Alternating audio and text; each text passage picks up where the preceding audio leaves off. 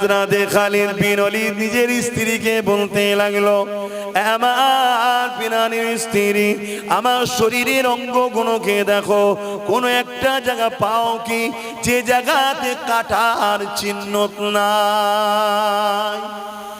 এ নওজোয়ান তরুণেরা, হযরতে খালিদ বিন ওলীদ হুজুরের স্ত্রী শরীরকে চেক করতে লেগেছে।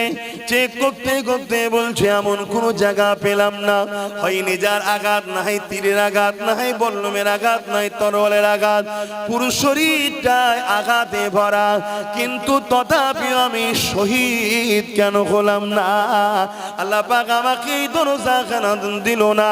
ওই সময় খালিদ বিন ওলীদকে তিনার স্ত্রী বলেছিলেন, আপনি মনে দুঃখ নেবেন না, পৃথিবীর কার ক্ষমতা আছে আল্লাহ পাকের তরোয়ালকে ভেঙে দিতে পারে? আল্লাহ তো আপনার নাম দিয়েছে সাইফুল্লাহ, আল্লাহ তরোয়াল। এই জন্য আল্লাহ আপনাকে কারো কাছে শহীদ হতে দেননি। এ যুবকেরা, তরুণীরা, বাপেরা, শহীদের কতটা মর্যাদা, শহীদের কতটা দরজা, শহীদের কতটা ইজ্জত সম্মান। আর দুনিয়া জমিনে আমরা দুনিয়া লোভ লালসাতে নিজেদের জান দিয়ে দিচ্ছি সামান্য বিজনেসের জন্য। এক হাত ছাড়া ছাড়া বাদ পড়লো, টাকার লোভে আমরা বেরিয়ে চলে যাচ্ছি। সামান্য জমি জায়গার জন্য ভাই ভাই ঝগড়া করে ফেলতেছে, সামান্য দুনিয়ার স্বার্থে মারপিট করে মরে যাচ্ছে। অথচ এই জমিনকে অন্যায় মুক্ত করার জন্য, এই জমিনকে দুর্নীতি মুক্ত করার জন্য, এই জমিনকে অত্যাচারের হাত থেকে বাঁচাবার জন্য, এই জমিনকে সন্ত্রাসের হাত থেকে বাঁচাবার জন্য, আল্লাহর শ্রেষ্ঠ সৃষ্টি মানুষ জাতিকে জালিমদের হাত থেকে বাঁচাবার জন্য ন্যায় সত্য ইনসাফের রাস্তা রাসূল যে দেখিয়েছে, ওই রাস্তায় যদি আমরা সংগ্রামের জন্য এগিয়ে যাই, এই অবস্থায় যদি আমাদের মরণটা হয়ে যায়, অবশ্যই আল্লাহ শহীদের দরজা দেবে। ওই দরজাটা কত বড় সম্মান হবে! কিয়ামতের দিনে আল্লাহ জান্নাতি দিগকে বলবে, হে আমার জান্নাতীরা, তোমরা দুনিয়া জমিন থেকে এসেছো আমার জান্নাতে, আমার জান্নাত তোমাদের কি পছন্দ হয়েছে বলো? না দুনিয়া জমিনটা ভালো ছিল, না দুনিয়াতে তোমরা যেতে চাও? ওই সময় জান্নাতীরা বলবে, ও রাব্বি আল্লাহ, না আমরা জান্নাত ছেড়ে যেতে চাই না। কেন? জান্নাতের কোনো তুলনা হয় না, এত সুন্দর জায়গা। আল্লাহ, আপনার জান্নাত থেকে আমরা যেতে চাই না। কিন্তু একদল মানুষ দাঁড়িয়ে যাবে, ও রাব্বি আল্লাহ, আমরা আপনার দুনিয়া জমিনে যেতে চাই। আল্লাহ পাক বলবে, বান্দারে, দুনিয়ায় কি এমন মজা পেয়েছো, আমার জান্নাতে ওটা পেলে না? ওই সময় বললেন, আল্লাহ পাক, অবশ্যই আপনার জান্নাত বড় সুন্দর, তবে দুনিয়াতে একটা মজা পেয়েছি, ওই মজাটা আপনার জান্নাতে পাচ্ছি না। কি মজা বান্দারে? ওই সময় বান্দা বলতে লাগবে, ও রাব্বি আল্লাহ, দুনিয়া জমিনে আপনাকে খুশি করার জন্য, আপনার হাবিবের দেখানো রাস্তা সুন্নাত তরিকায় চলার জন্য দুনিয়ার মানুষ আমাদের জুলুম করেছে, আমাদের উপরে অত্যাচার করেছে। আমরা ন্যায়ের পক্ষে শক্ত হয়ে দাঁড়িয়েছিলাম, হকের পক্ষে দাঁড়িয়েছিলাম, আপনার দ্বীনের পক্ষে ছিলাম, ইনসাফ ইনসানিয়াত ন্যায় মানবতা সত্যের পক্ষে ছিলাম। এই হকের পক্ষে দাঁড়ানোর জন্য দুনিয়ার জালিমরা আমাদেরকে হত্যা করে দিয়েছিল, যখন আমাদেরকে তারা কতল করে দিচ্ছিল, শহীদ করে দিচ্ছিল, আপনার রাস্তায় শহীদ হওয়ার সময়টা যে মজা পেয়েছিলাম, যে আল্লাহ আমাদেরকে বানিয়েছে, আল্লাহর জন্যই মরণ হচ্ছে, এই মরণের মজাটা আপনার জান্নাতও না। আরো জোরে বলুন সুবহান। আল্লাহ নবী যখন মক্কা জমিনে দাঁড়িয়ে গেলেন, কাবা শরীফের পাশে দাঁড়িয়ে গিয়ে নবী আমার তাওহীদের কথা যখন বললেন, রিসালাতের কথা যখন বললেন, মক্কার আবু জেহেল, উতবা, সাইবা আমার রাসূলুল্লাহর বিরুদ্ধে লেগে গেল। এ যুবকেরা, তরুণেরা, দুশ্মনী বেড়ে গেল, এমন বাড়া বেড়ে গেল। আল্লাহ নবীর খর মুবারককে 40 জন উলঙ্গ তরোয়াল দিয়ে আমার নবী পাকের খরকে ঘিরে ফেললো। কেননা মুহাম্মদ রাসূল যদি থাকে, ইনসাফ প্রতিষ্ঠিত হবে, ইনসানিয়াত প্রতিষ্ঠিত হবে, মুসলিমরা অধিকার পাবে, গরিবরা মাথা তুলে দাঁড়াবে, এতিমরা আশ্রয় পাবে, বিধবারা সম্মান পাবে। এই জন্য আবু জেহেল চাইলো মুহাম্মদ রাসূলকে রুখতে হবে, কারণ আবু জেহেল ছিল একটা সন্ত্রাসের নাম, আতঙ্কের নাম, খুনির নাম, যে কিনা গরিবদেরকে গোলাম বানিয়ে রেখেছিল। আর মুহাম্মদ রাসূলুল্লাহ এসেছিলেন দাসত্ব শিকল ভেঙে দিয়ে আল্লাহর সৃষ্টিগুলোকে আজাদ করে দিবার জন্য।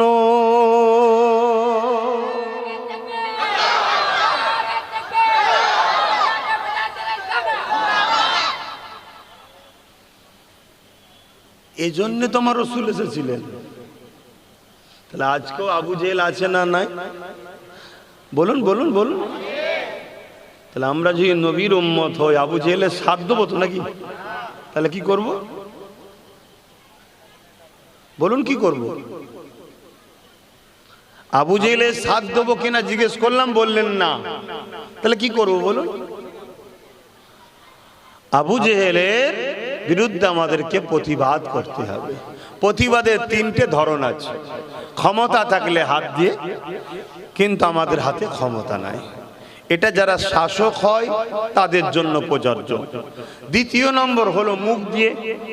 আপনারা আম মানুষ হয়তো মুখ দিয়ে প্রতিবাদ করতে পারবেন না, কিন্তু আপনাদের উচিত যারা জালিমের বিরুদ্ধে প্রতিবাদ করবে তাদের সঙ্গ দিয়ে আপনাদের দরকার। তাহলে আপনাদেরও মুখ দিয়ে প্রতিবাদেরই শামিল আল্লাহ করিয়ে দেবে। জোরে বলুন সুবহানাল্লাহ। 3 নম্বর হলো কি, যদি মুখ দিয়েও প্রতিবাদ করতে না পারো, অন্তর থেকে ঘৃণা করো। যদি এই তিনটের মধ্যে কোনো একটা বৈশিষ্ট্য না থাকে, আল্লাহ নবী বলছেন তার মধ্যে ঈমান নাই। আর বেঈমান যদি কোটি কোটি থাকে, তাতে কিন্তু সমাজের কোনো উপকারও নাই, এবং বেঈমান কখনো আল্লাহর সাহায্য পাবে না। আমরা সুরাতে সকলে তো মুসলমান অনেক, হাকিকাতে ঈমান কজনের আছে? কজন আমরা অত্যাচারী, জুলুম, বদমাইশ, আজকের আবু জেহেলদের বিরুদ্ধে কজন কথা বলি? যদি কথা বলতে নাও পারি, ঘৃণাটা কজন করি বল? আর আমি চোখে আগুন দিয়ে দেখিয়ে দেবো, বড় বড় ভিআইপি ভিআইপি নাম করা বক্তা, নাম করা মোল্লা, মৌলী সাহেব, পীর, পীরজাদা আজকের আবু জেহেলদের দালালি পর্যন্ত করে। তাহলে ঈমান কোথায়? এজন্যই তো আল্লাহ আমাদের উপরে নারাজ। এজন্যই তো আজকে সব দিক দিয়ে আমরা বঞ্চিত হচ্ছি, সব জায়গায় আমরা বিপদগ্রস্ত হচ্ছি, আমাদের কোনো জায়গাতে শান্তি আমরা পাচ্ছি না। মাথায় টুপি দিয়ে দিলাম, মুখে দাড়ি রেখে দিলাম, 5 ওয়াক্ত নামাজ পড়ে নিলাম, 1 মাস বছরে রোজা রেখে দিলাম। এ যুবকেরা, তরুণেরা 24 ঘন্টার অঙ্কটা একবার করেন। আল্লাহ আপনাকে কেন বানিয়েছে? 24 ঘন্টার মধ্যে 5 ওয়াক্ত নামাজ রয়েছে। 10 মিনিট করে যদি ধরি, 50 মিনিট বা 1 ঘন্টা, তাহলে বাকি সময়টা আল্লাহ কি জন্য দিয়েছে? 23টা ঘন্টা আল্লাহ যে দিয়েছে, এর মধ্যে কি কাজ আমাদেরকে করতে হবে? এ যুবকেরা, আমরা তো অঙ্কটা করলাম না। বছরে একবার তো রোজা, 1 মাসের জন্য। জীবনে একবার তো হজ করা ফরজ, তাও আবার ধনীদের জন্য। আর বছরে একবার শতকরা 2.5 টাকা যাকাত দেওয়া ধনীদের জন্য। তাহলে কি আর কোনো কাজ নাই? মনে রাখবেন, কাজ অবশ্যই রয়েছে। সব থেকে প্রথম কাজ হলো অন্যায়কে খতম করো, জুলুমকে খতম করো, সন্ত্রাসকে খতম করো, দাঙ্গাবাজকে খতম করো, মৃত্যু অত্যাচারী জালিমের বিরুদ্ধে সংগ্রাম করো। এগুলোকে মিটিয়ে দিয়ে আল্লাহর জমিনের উপরে আল্লাহর সৃষ্টিগুলোকে বাঁচার জন্য শান্তি সমাজ গড়ে তোলো। এর নাম হলো ইসলাম। এ যুবকেরা, আমার নবী পাক এইটা করতে গিয়ে কত বিপদে পড়েছে। আল্লাহ নবী যখন আবু জেহেল জেহেলের সামনে, উতবায়ের সামনে আমার নবী পাক যখন নাইনসাফ হকের কথা বলতে লেগেছে, তারা আগে এসে আমার নবী পাকের গায়ে পর্যন্ত হাত তুলে দিয়েছে। বাবারা মা খারা এতিম এসে নবী আমার এমন করে মাবুজেল উতবা গায়ে হাত তুলে দিল।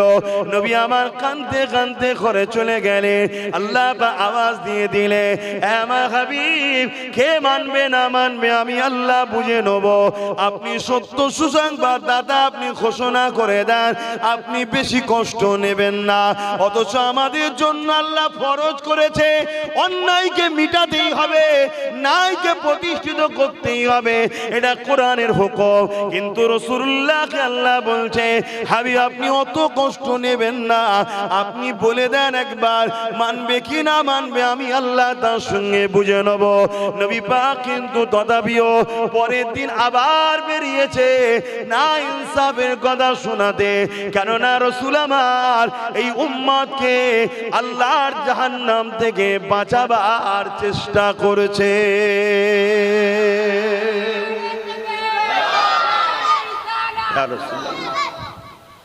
সেই নবীর উম্মত হিসাবে আমাদেরও কি দায়িত্ব নাই? আমাদেরও কি দায়িত্ব পড়ে না যে আমি আমার গ্রাম, আমি আমার গ্রাম, আমি আমার গ্রাম, আমার গ্রামে অসহায় দুঃখী গরিব মানুষ কেউ বিপদে পড়লে তার পাশে দাঁড়াবো, কোন মজলুম কেউ তার পাশে দাঁড়াবো। আমি প্রায় জায়গায় বলি, আজও বলছি, এটা মাথার মধ্যে একদম গেঁথে নেন, আমার আল্লাহ জালিমের সাথে থাকে না, আমার আল্লাহ জালিমের সাথে নাই। সে যদি পীর দাবিদার হয়, পীর সাহেব পীর জাদাও হয়, মুফতি হয়, মৌলানা হয়, যত বড়ই মুফাসসির হোক, সে যদি জালিম হয়, আমার আল্লাহ জালিমের সাথে নাই। এটাকে মাথার মধ্যে গেঁথে নেন। আমার আল্লাহ ওই লোকের সঙ্গে আছে যে ফুটপাতে পড়ে আছে, অথচ জালিম নয়, আমার আল্লাহ তাকেও ভালোবাসে, তার সাথে আছে। জোরে বলুন সুবহানাল্লাহ। কিছু বুঝাতে পারলাম? তাহলে আমরা কি জালিমের সাথে থাকতে পারি? জালিমের সাথে যখন আল্লাহ নাই, আর আমরা যদি জালিমের সাথে থাকি, আল্লাহ কি আমাদের সাহায্য করবে? না তো আমরা বলছি, কিন্তু প্র্যাকটিক্যালে আমরা হয় জালিমের খাতায় নাম লিখে দিয়েছি, আর নাই জালিমের সাথে বন্ধুত্ব আছে আমাদের। আছে না? নাই? কথা বলছেন না কেন? আসেন, এখনো সময় আছে, তওবা করে নেন, পরিবর্তন হয়ে যান, আল্লাহকে রুকু সিজদা দেন, তাসবিহ পড়ুন সুবহান রাব্বিল আলা, আল্লাহ পাকের কাছে চোখে কোনা দিয়ে পানি ফেলে দেন, আল্লাহ পাকের কাছে ক্ষমা চেয়ে নেন। ও রব্বি আল্লাহ, আমি বড় দুর্বল, আমি বড় কমজোর, অন্যায় করেছি, ভুল করেছি, আজ আপনার কাছে ক্ষমা চাইছি, আল্লাহ আপনি মাফ করে দেন। অবশ্যই আপনি বড় সাহায্যকারী। আল্লাহ আমাদের জন্য উপযুক্ত লিডার বানান, আমাদের জন্য উপযুক্ত নেতা বানান, যার হাতের বরকতে আল্লাহ বা সমাজ থেকে জুলুম মিটে যাবে, সমাজ থেকে দাঙ্গা মিটে যাবে, সমাজ থেকে বেইনসাফি জুলুম অত্যাচার মিটে যাবে। ও রব্বি আল্লাহ, এই সমাজে আমরা নিরাপদে মসজিদে যাব, নিরাপদে মাদ্রাসায় যাব, লাশগুলো কেলে আগামী দিন কোন কবরস্থানে যাবে, এই যে চিন্তা পারিশান আছে, এই পারিশান আমাদের দূর করে দেন। ও রব্বি আল্লাহ, আমাদের বাচ্চাগুলো দেশ বিদেশে কাজে গেছে, লাশ হয়ে ঘরে ফিরবে কিনা এর কোনো সিকিউরিটি নাই, কখন যেন ফোন এলো, কে যেন টুকরো টুকরো করে মেরে দিয়েছে, কোন ভিড় যেন তেমন করে স্লোগান দিয়ে মুসলমান হওয়ার জন্য টুকরো টুকরো করে মেরে দিয়েছে। এ আল্লাহ, অন্যায় করেছি আমরা, এই জালিমদের ঘরে আপন মনে করে নিয়ে তাদের সঙ্গে আমরা কাঁধে কাঁধ মিলিয়েছিলাম। আল্লাহ, আমরা বড় অন্যায় করেছি, ভুল করেছে, আপনার হাবিবের সুন্নাত ছেড়ে দিয়ে, আপনার হাবিবের রেখে যাওয়া কষ্টের দিনের কথা ছেড়ে দিয়ে এই বেঈমান জালিমদের কি করে গদি ঠিকবে, এই জন্য আমরা দলাদলি মারপিট করেছি। আল্লাহ, আমরা ভুল করেছি, ক্ষমা করে দেন, আপনি আমাদেরকে উপযুক্ত নেতা বানিয়ে দেন। এ যুবকেরা শুনে রেখে দাও, আমার আল্লাহ বড় তওবাকারীকে পছন্দ করে গো। অবশ্যই তিনি তোমাদের আমাদের ডাকে সাড়া দেবে ইনশাআল্লাহ। সেদিন বেশি দূর নয়, জালিমকে মিটিয়ে আল্লাহ পাক তোমার আমার বাচ্চাদের জন্য একটা সুন্দর সমাজ ব্যবস্থা করে দেবে। আরো জোরে বলুন সুবহান।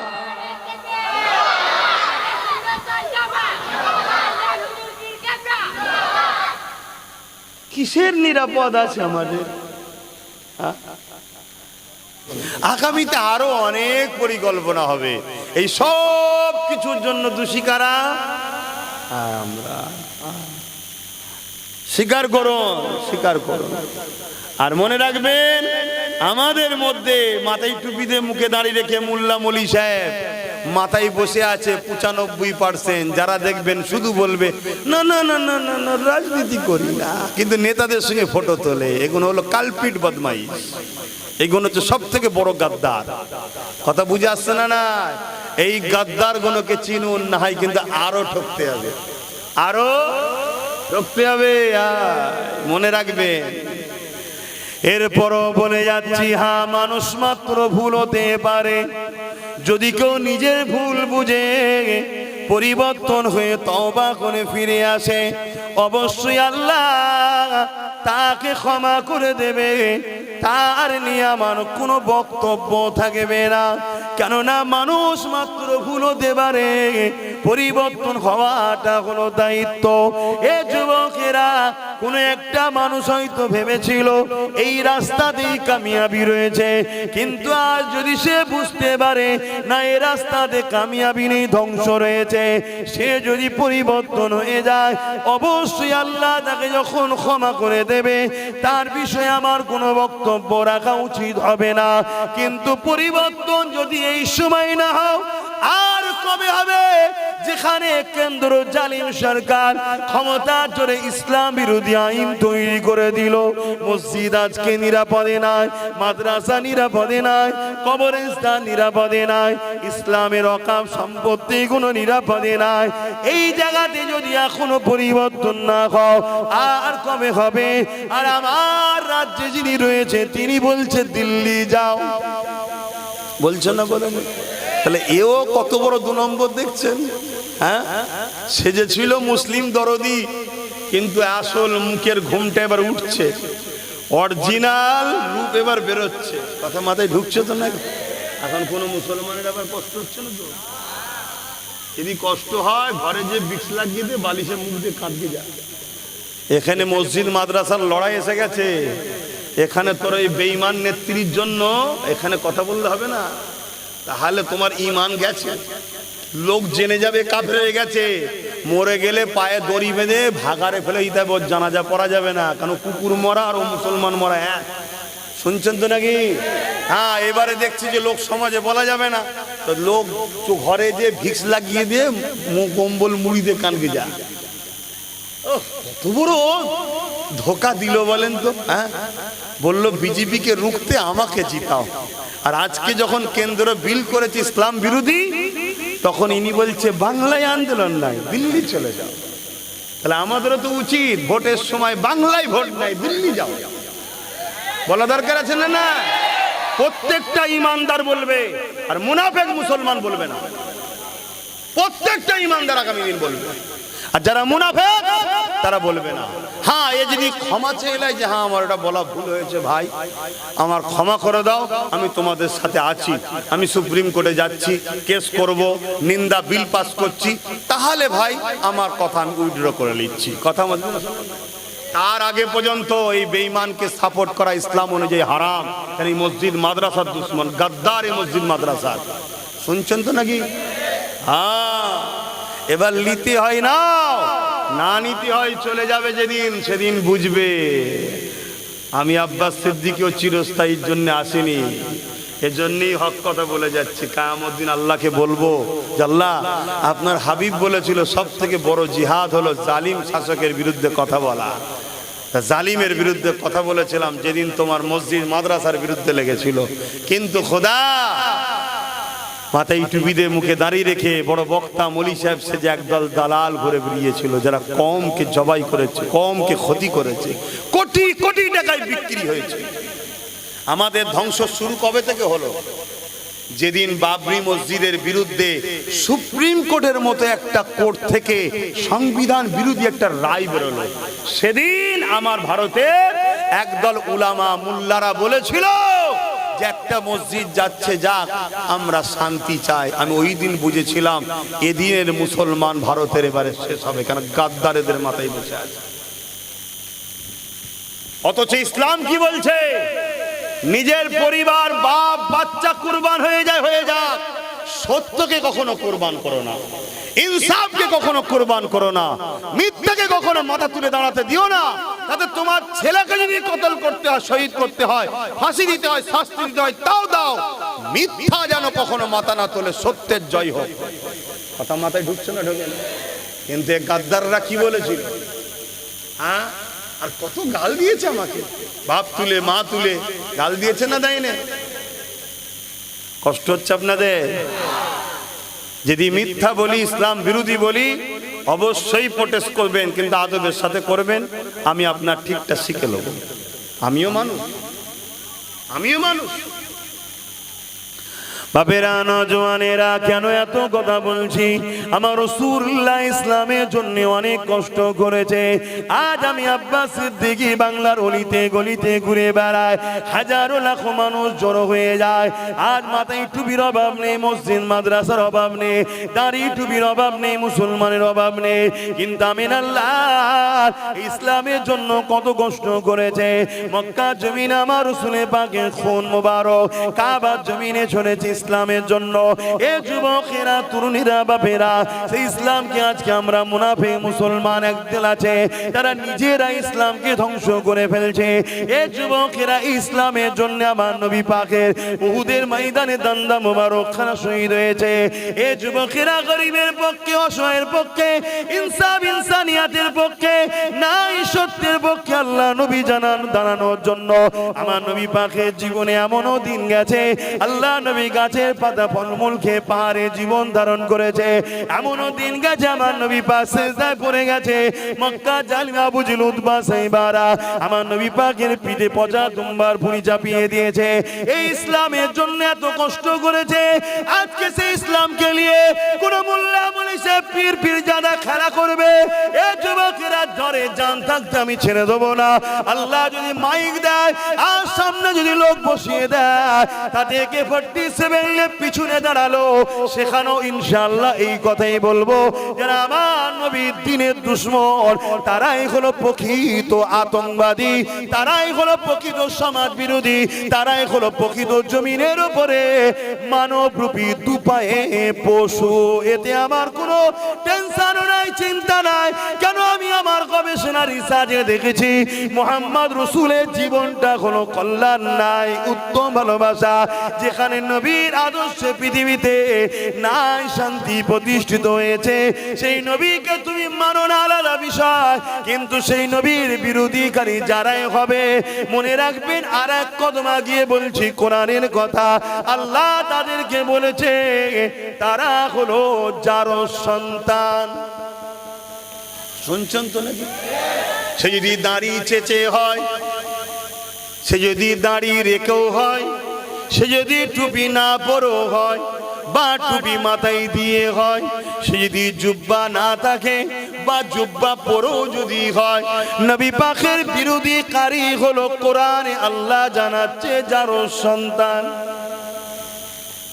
আল্লাহ বলেছে আপনাদের অসুবিধা হচ্ছে। আবার কিছু সেকুলার মুসলমান আর এক শয়তান, শুনছেন তো নাকি? হ্যাঁ, এ আর এক 26 বেরিয়েছে। তারা কি করে বলেন তো? মসজিদেও যায়, আবার সব জায়গাতেও যায়। আবার মুসলমানকে ফাঁসাবার জন্য বলে যে আমরা 30%, তোরা হলি 70%, তোরা 30% মেরে ফেলে দেবো। আবার কিছুদিন পরে, গত পরশুদিন দেখছি উনি আবার আর এক জায়গায় যে বসে আছে, দেখেছেন না? দেখেন এরকম কিছু আবার আছে খব্বিস আমাদের সমাজে। আহা, আমার কম এত সরল প্রাণ হলো কি করে হবে? হ্যাঁ, এত সরল মূল্যে দুনিয়াদারি হবে না। এটা দুনিয়াদারি, এটা দুনিয়াদারি, আবার আখরি জমানা। দরুদ শরীফ আল্লাহুম্মা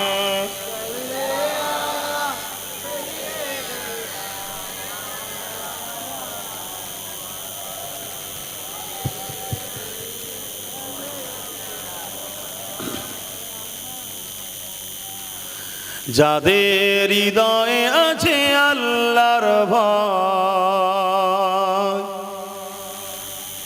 তারা কখনো নবী ভুলে যায় না। আল্লাহর প্রেম ছাড়া এই দুনিয়া কারো কাছে কোনো কিছু চাই না।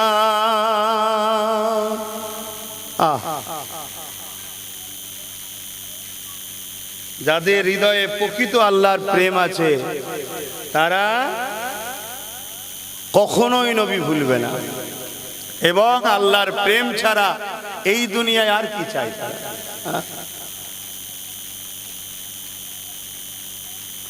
যাদের হৃদয়ে আছে আল্লাহর ভয়, তারা কখনো নবী ভুলে যায় না। আল্লাহর প্রেম ছাড়া এই দুনিয়া কারো কাছে কোনো কিছু চাই না। রাতের আঁধারে যারা সিজদাতে রয়, দু চোখের অশ্রুতে নদী যেন বয়। রাতের আঁধারে যারা সিজদাতে রয়, দু চোখের অশ্রুতে নদী যেন বয়। ছলনার খাঁচানি যত আসো, ছলনার খাঁচানি যত আসো, পিছনে ফিরো তাকায় না। যাদের হৃদয়ে আছে আল্লাহর ভয়, তারা কখনো নবী ভুলে যায় না। দিন কায়েমের পথে যারা অবিচল, তারা হলো আল্লাহর প্রিয়জন। দিন বলতে কি? ইসলাম। ইসলাম প্রতিষ্ঠিত করার জন্য যারা সর্বসময় ব্যস্ত থাকে তারাই তো আল্লাহর প্রিয়জন। আর ইসলাম কি? ইসলাম, ইসলামের সব থেকে ভালো কাজ কি? ক্ষুধার্ত মানুষকে খানা খাওয়ানো। ইসলাম কি? এতিমের মাথায় হাত বুলোলে রাসূল বলছে আমার মাথায় হাত বুলোনো হবে। জোরে বলুন সুবহানাল্লাহ। ইসলাম কি? এতিমকে পরনের কাপড় দিলে রাসূল বলছে আল্লাহ তাকে জান্নাতি লেবাস দেবে। জোরে বলুন সুবহানাল্লাহ। ইসলাম কি? বড়দের সম্মান, ছোটদের স্নেহ। মুসলিম যদি অমুসলিম হয় তার পাশে দাঁড়িয়ে আল্লাহর সৃষ্টিকে হেফাজত করা, ওই অমুসলিমকে রক্ষা করা, এর নাম তো ইসলাম। আজকে আমরা দিন কায়েম অর্থাৎ ইসলাম বাস্তবে আনা। আজকে সমাজের বুকে স্কুলগুলো বন্ধ হচ্ছে, প্রতি অঞ্চলে অঞ্চলে মদের দোকান খোলা হচ্ছে। মাতাল মাতাল শুনছেন তো নাকি? এই সমাজে এমনও হাজি আছে, আমার কাছে প্রুফ আছে বাপ, রাত্রিরে বাড়ি বাড়ি মদ কাটাচ্ছে। ও হাজি সাহেব আছে না? না কেন? কালকে একটু ভালো করে আমাদের হয়ে কাজটা করে দিবে, একটু খেলে। শিক্ষাকে তুলে দিচ্ছে। অর্থ ইসলাম শিক্ষার নাম ইকরা। ইসলামের প্রথম কথা হলো পড়ো, শেখো, জানো, সেটাকে তুলে দিচ্ছে। আম মানুষ নাই ভুল করতে পারে, আমরা মোল্লা মুলি সাহেব কোন হুঁশ নাই? সমাজ থেকে ইসলামকে মুছে দিচ্ছে, আমাদের খেয়াল নাই। আমাদের তো প্রত্যেকটা মসজিদের খুতবায় বলা দরকার, প্রতিটা মজলিসে কথা বলা দরকার যে নেশার কারণে সমাজে ক্রাইম হচ্ছে, নেশার কারণে সমাজে নারীদের সংসারগুলো ডিভোর্স হচ্ছে, নেশার কারণে তিলোত্তমা বোন খুন হয়ে গেল, নেশার কারণেতে আজকে সমাজে অ্যাক্সিডেন্ট হচ্ছে, নেশার কারণে যুব সমাজ সংসার জীবন নষ্ট হয়ে যাচ্ছে, কাজ কারবার নষ্ট হচ্ছে। এই নেশাকে ব্যান করা দরকার। কি দরকার আছে না? না, ও যে জাহান্নামে যায় যাকে যাক, আমার হালুয়া রুটি হলেই হলো, দে দে, এই সব চলছে। তো অসুবিধা হচ্ছে, আপনাদের অসুবিধা না হওয়াটাই স্বাভাবিক। তো মানতেই মানবেন, না মানতেই ফেলে দেবেন, মিটে গেল। কিন্তু দুশ্মন আমার বাড়ছে। কে দুশ্মন আমার বাড়ছে? ডেলি ডেলি দুশ্মন বাড়ছে, আপডেট হচ্ছে, দুশ্মন বাড়ায় ডেলি ডেলি।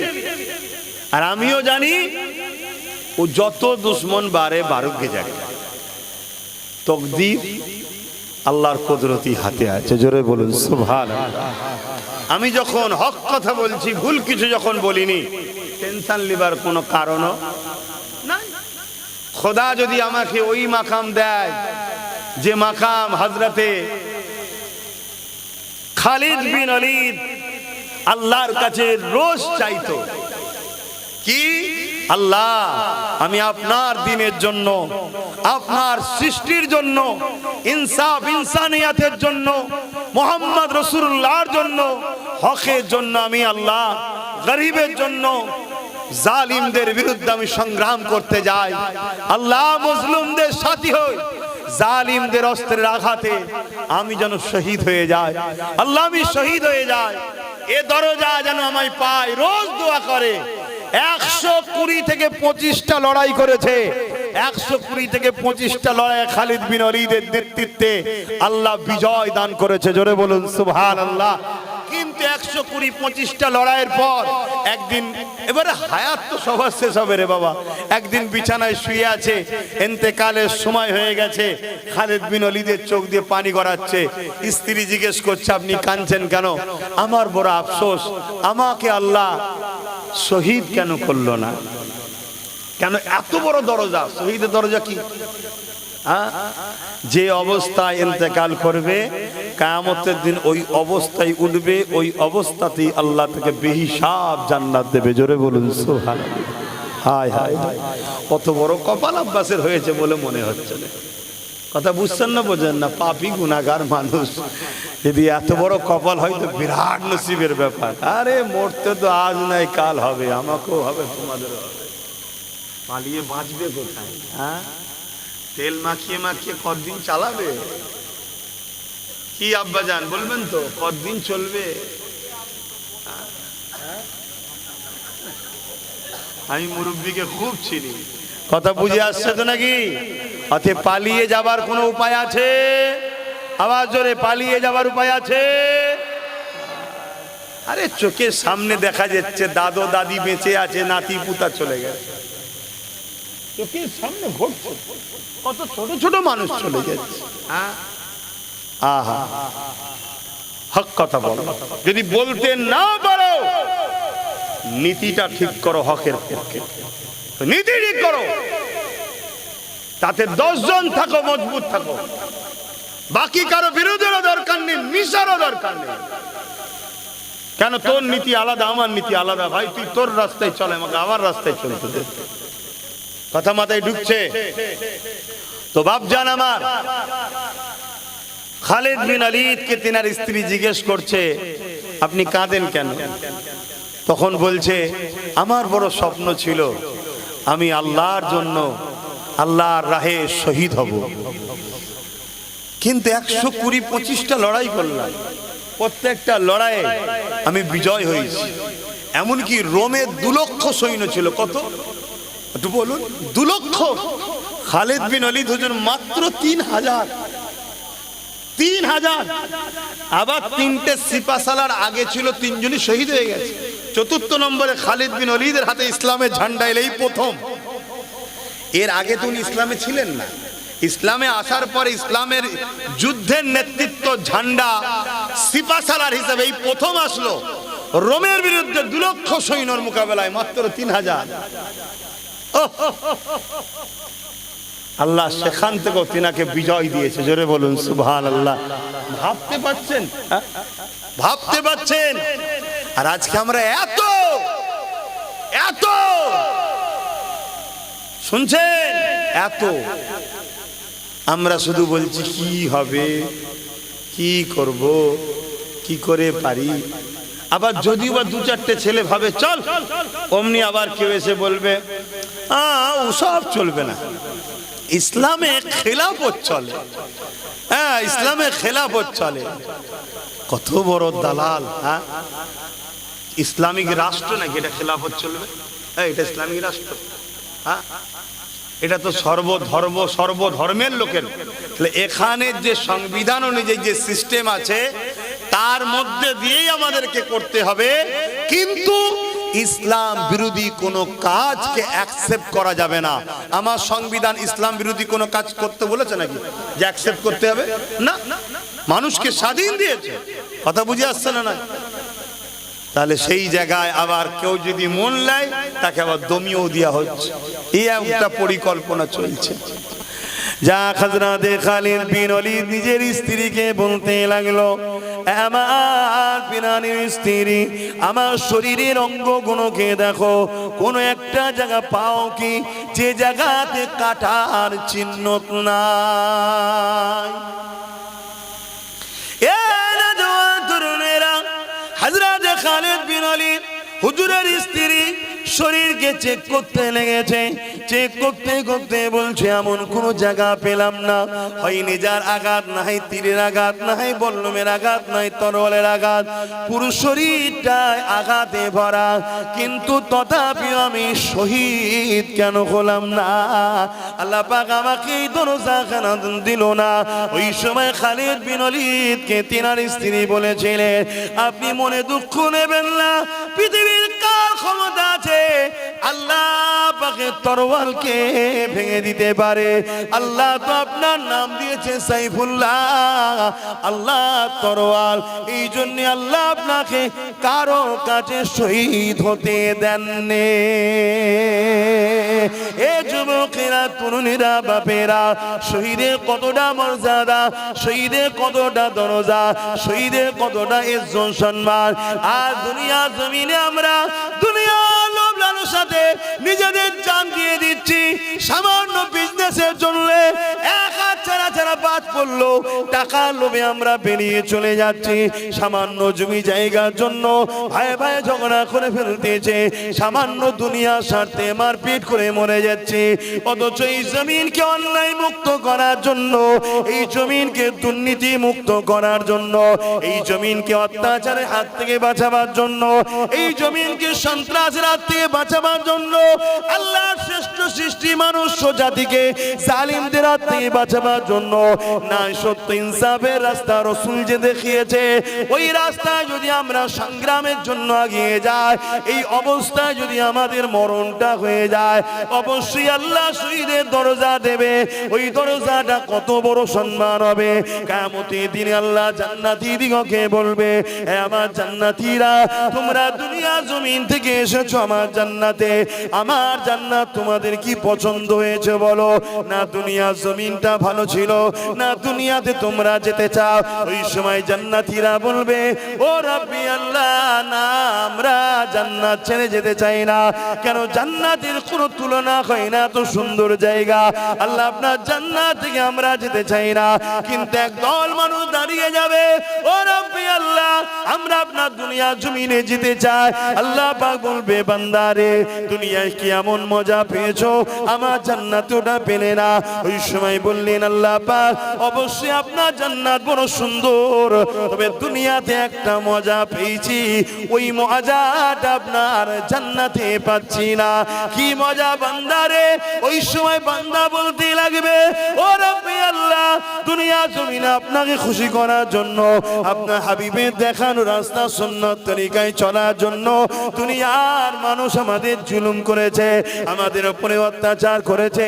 আমরা ন্যায়ের পক্ষে শক্ত হয়ে দাঁড়িয়েছিলাম, হকের পক্ষে দাঁড়িয়েছিলাম, আপনার দ্বীনের পক্ষে ছিলাম, ইনসাফ ইনসানিয়াত অন্যায় মানবতা সত্যের পক্ষে ছিলাম, এই হকের পক্ষে দাঁড়ানোর জন্য দুনিয়ার জালিমরা আমাদেরকে হত্যা করে দিয়েছিল, যখন আমাদেরকে তারা কতল করে দিচ্ছিল, শহীদ করে দিচ্ছিল, আপনার রাস্তায় শহীদ হওয়ার সময়টা যে মজা পেয়েছিলাম, যে আল্লাহ আমাদেরকে বানিয়েছে, আল্লাহর জন্যই মরণ হচ্ছে, এই মরণের মজাটা আপনার জান্নাতও না। আরো জোরে বলুন সুবহান।